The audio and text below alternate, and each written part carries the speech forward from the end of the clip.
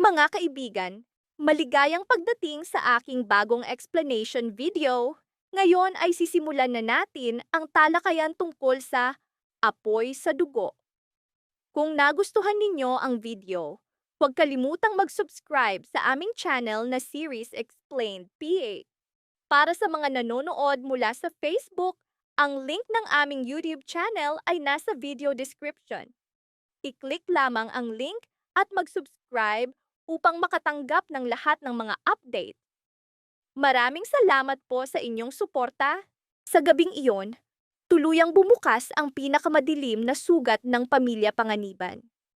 Sapagkat minsan, ang taong buong puso mong tinanggap bilang pamilya ay siya palang unti-unting sumisira sa lahat ng iyong pinaghirapan. Sa unang tingin, tila ordinaryo ang kanilang buhay.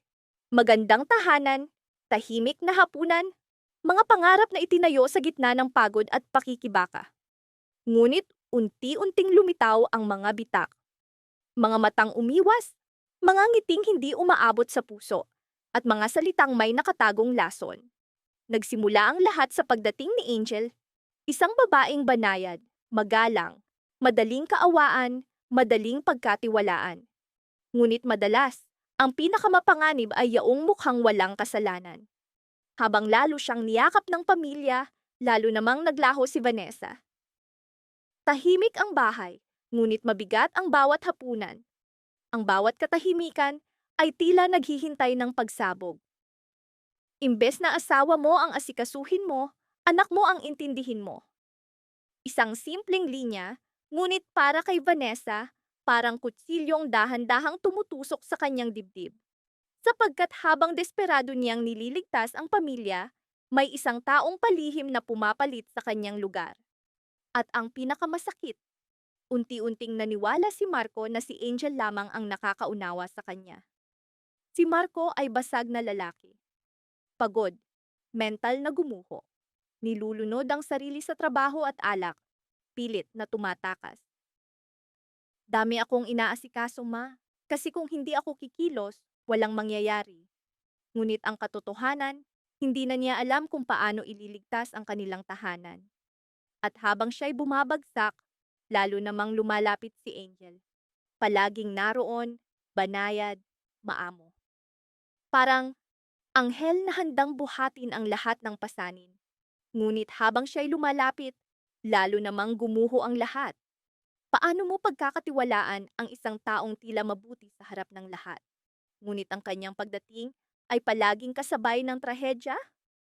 At habang pilit nilang tinatago ang katotohanan, dumating ang gabing tuluyang bumasag kay Vanessa, ang pagkamatay ni Luigi, isang inosenteng bata, pinakamamahal niya.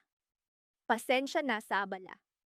Sa mga gustong mamili online, pwede ninyong i-click ang larawan sa itaas ng aming video at mamili. Salamat sa inyong lahat. Sa loob ng ospital, umalingaw-ngaw ang kanyang mga sigaw. Luigi is not dead. My child is alive. Nanginginig ang tinig, basag ang kaluluwa. Duguan ang kanyang noo, pinipigilan ng mga nurse, desperadong lumalaban. Where is my child? Bring Luigi back. Ngunit walang sagot. Ang pinakamasakit na katotohanan, wala na si Luigi. At doon nagsimulang gumuho ang isip ni Vanessa. Madilim ang silid, mahihinang hikbi ang bumabalot. Bawat sigaw pumupunit sa katahimikan. Lahat ay nakaramdam ng awa, ngunit may isang taong tahimik na nakamasid, si Angel. Banayad ang mukha, ngunit sa kanyang mga matay may malamig na kasiyahan, kakaibang tuwa sa pagbagsak ni Vanessa. Mas nakakatakot pa, lalo siyang lumapit kay Mikay. As long as I'm here, I will never be harsh with you. We are together. Mga salitang parang mula sa mabait na tiyahin, ngunit ang kanyang ngiti may malamig na anino. Isang araw, habang binibigyan niya ng ice cream si Mikay, biglang nagsabi ang bata, Miss Luigi. At sa sandaling iyon, biglang bumigat ang hangin sa buong bahay.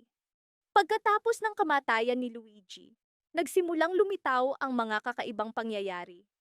Mga laruan na gumagalaw mag-isa, baso na biglang nababasag, Lahat natatakot sa dilim. At sa gitna ng takot na iyon, mas lalong nilaro ni Angel ang isip ni Mikay. Maybe Luigi is trying to tell you something. At mula roon, nagsimula ang paranoia sa loob ng pamilya. Isang tahimik na sala, dim na ilaw, at mga lihim na nakatago sa bawat puso. Sa madilim na sala ng Panganiban household, nanatili ang katahimikan, ngunit tila may mga matang nakamasid mula sa bawat sulok. Habang lahat ay nanginginig sa takot, lalo namang kumalma si Angel. Ang tanong, gawa ba ito ng isang masamang espiritu o may isang taong sinasadyang wasakin ang katinuan ng pamilya?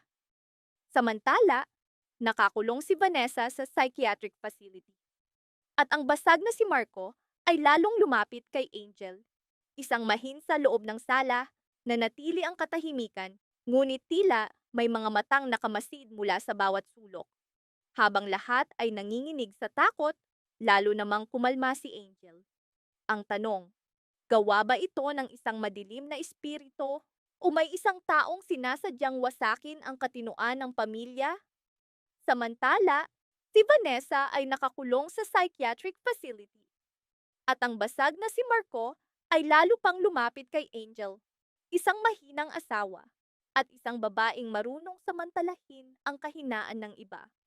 Ngunit hindi alam ni Marco, hindi lahat ng luha ni Angel ay totoo, at hindi lahat ng pagkabaliw ni Vanessa ay tunay. Sa malamig na liwanag ng pasilidad, nakaupo si Vanessa, nanginginig ang mga kamay.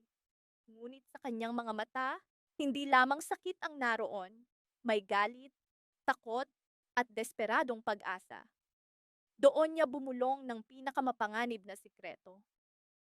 I must make everyone believe I am sick. Hindi siya lubos na baliw. Umaarte siya, umaarte. Sapagkat iyon lamang ang paraan upang mabuhay.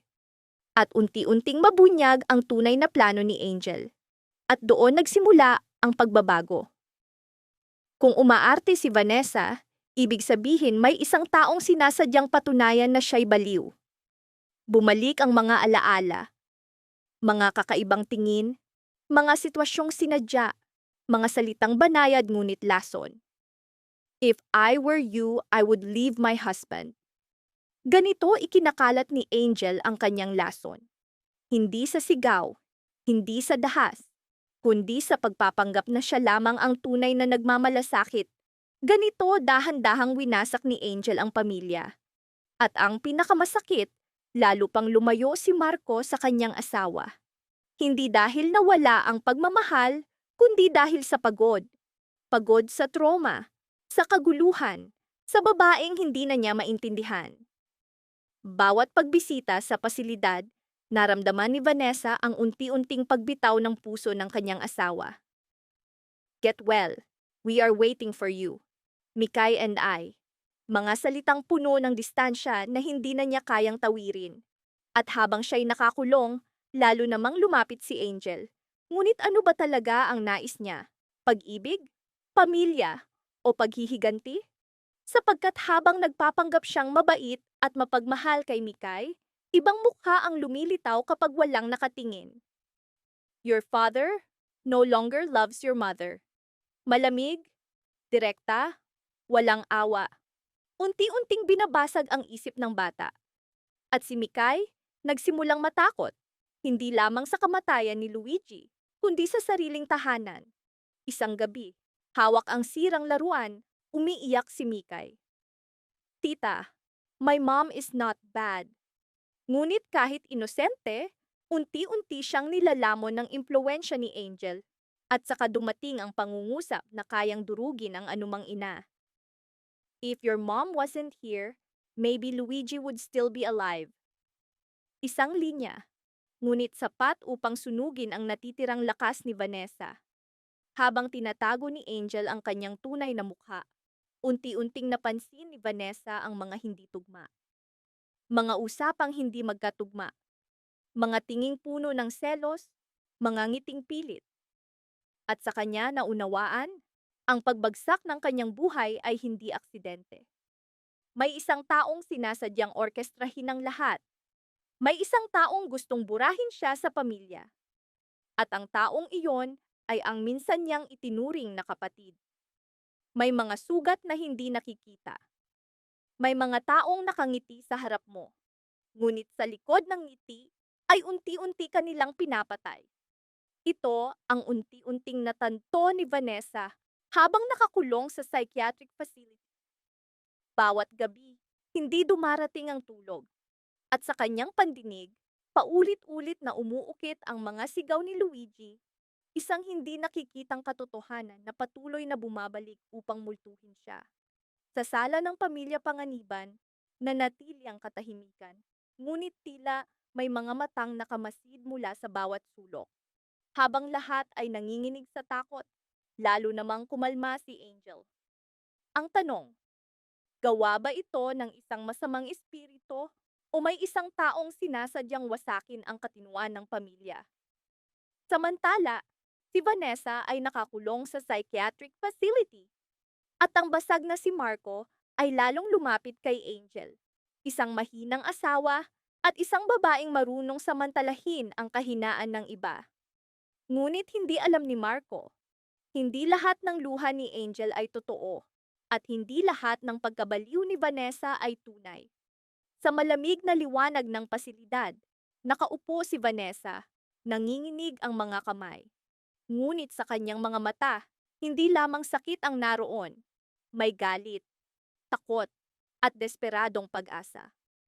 Doon niya bumulong ng pinakamapanganib na sikreto. I must make everyone believe I am sick. Hindi siya lubos na baliw.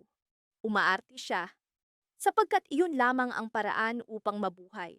At unti-unting mabunyag ang tunay na plano ni Angel. Kung umaarte si Vanessa, ibig sabihin may isang taong sinasadyang patunayan na siya'y baliw.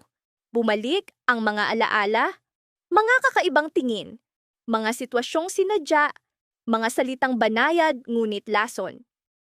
If I were you, I would leave my husband.